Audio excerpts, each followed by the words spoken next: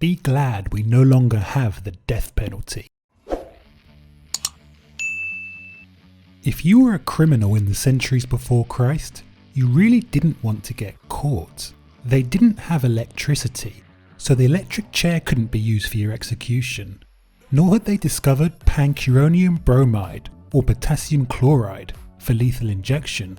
No, instead you'd either be executed by drowning, being beaten to death, being burnt alive, or being impaled.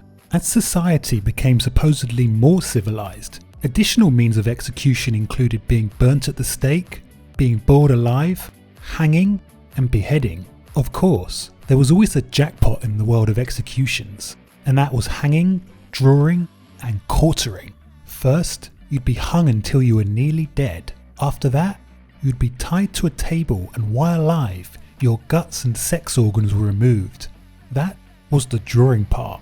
Then, just to make sure you were dead, they would cut off your head, and your body would be hacked into 4 sections, hence the term quartered.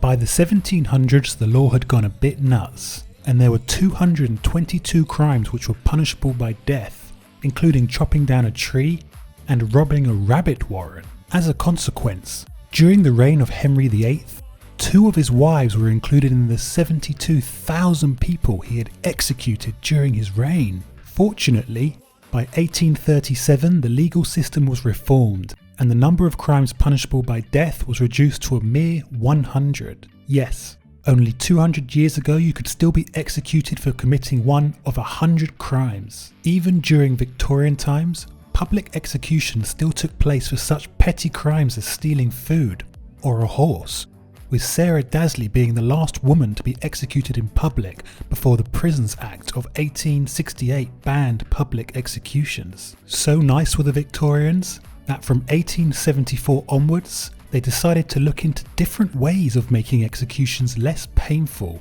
and more humane, and many different forms of hanging were tried out. How thoughtful of them. Remarkably, it took a further 100 years before the death penalty was suspended in England, Scotland and Wales in 1965 for murder, and abolished in 1969, though Northern Ireland had to wait until 1973. Many countries around the world today still execute the death penalty.